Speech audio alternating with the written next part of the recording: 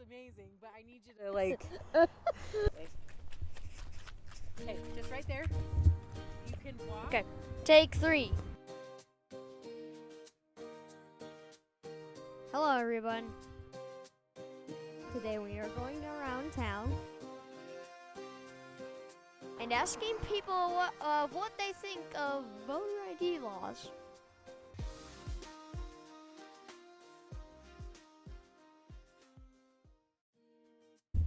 Hello, are we good? We're recording? Yeah. Great. All right, go ahead. Hi, I am Cindy. Maybe. Oh, this makes me nervous. Oh, don't be nervous. This is just me trying to get an A in my class. What are your thoughts on people saying ID laws are racist? Definitely not racist. If you are a citizen and you're eligible and able to vote, you should. Oh, I don't believe it. I just truly don't. I don't think that at all. I think it's just, a way of telling somebody where you're from and who you are. Do you think it should be required to show your driver's license when you vote in person? Absolutely, yes. I do. I think it's very important to show exactly who you are, whether it's a state government ID, so your vote is accurately reflected. I do.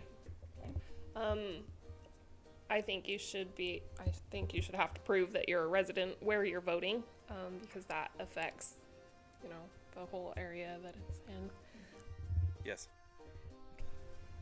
I think you should show a government ID. I don't think it has to be a driver's license. Okay.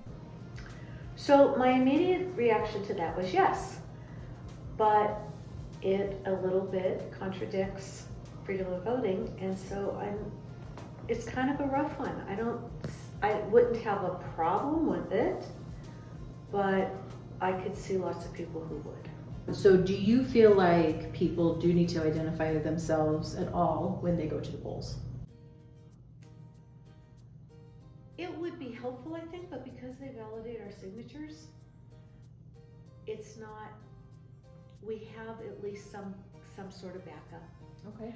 I have a whole lot more faith in our voting system than a lot of people do, so that's where part of this is coming from. I love that. So when you say that they have our signatures, you're saying if you've gotten an ID in the past and then or when you registered to vote even, you signed your signature, if your signature doesn't match on your registration to the voter paper, then it gets kicked out. They get kicked out. Okay. Is there any other form of ID do you think would be acceptable? There are student IDs. There are like library cards. You have driver's licenses.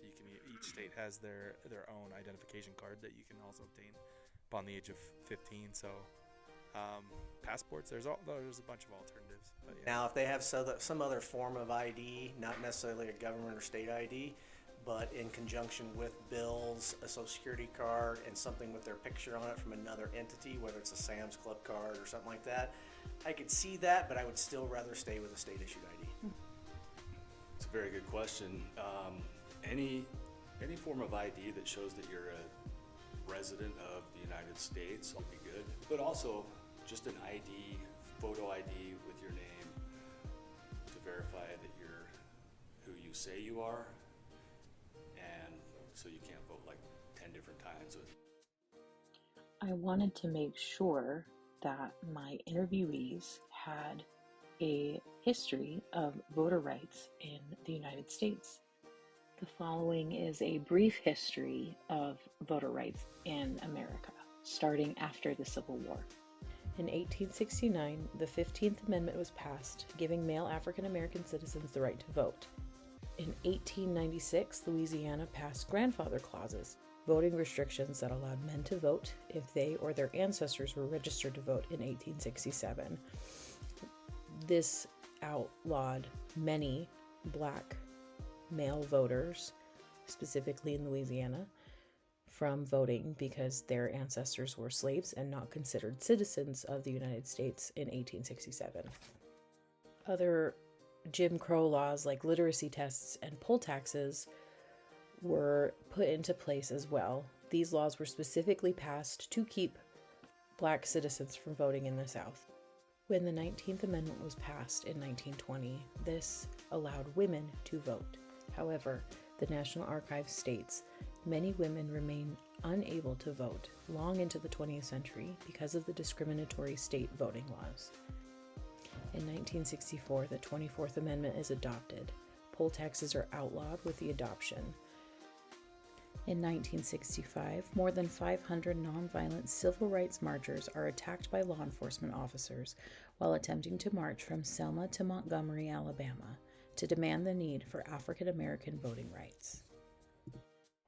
Later that year, President Lyndon B. Johnson signs the Voting Rights Act into law, permanently barring barriers to political participation by racial and ethnic minorities, prohibiting any election practice that denies the right to vote on account of race, and requiring jurisdictions with a history of discrimination in voting to get federal approval for changes in their election laws before they can take effect. What are your thoughts on people saying ID laws are racist? Well, I learned some stuff today. I think that the old voter ID laws were racist from what I've learned. I don't know that they are nowadays because there are a million different forms of IDs out there, and there's not always a cost associated with all of them. So I don't know how you could necessarily say that those are racist. Yeah, like we mentioned, a school ID, a bill. There are a lot of options that don't cost money, maybe.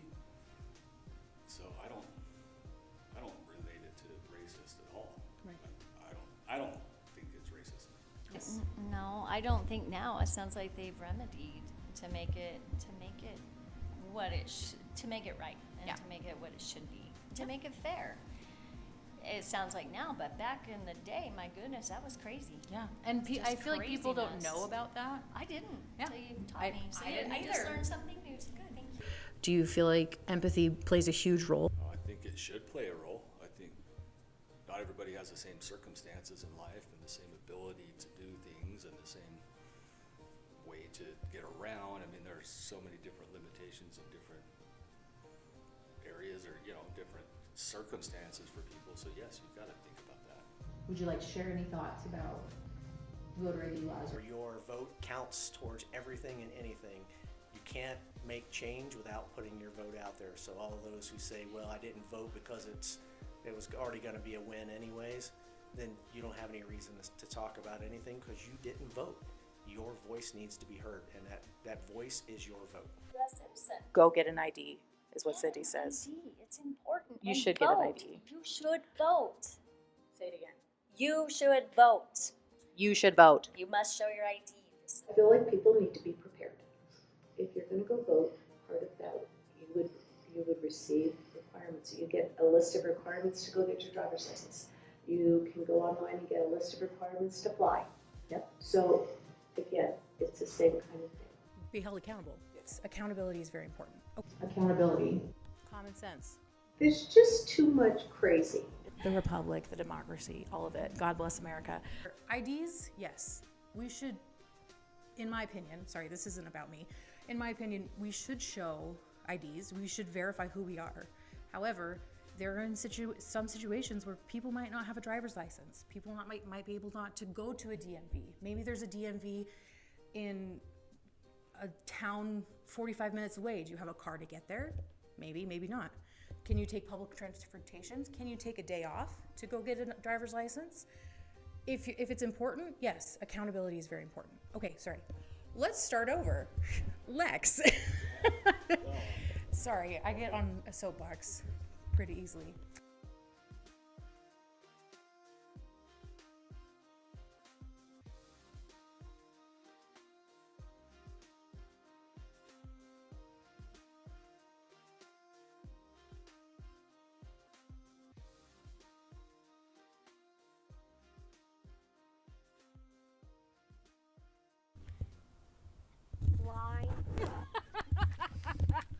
All right, let's try again.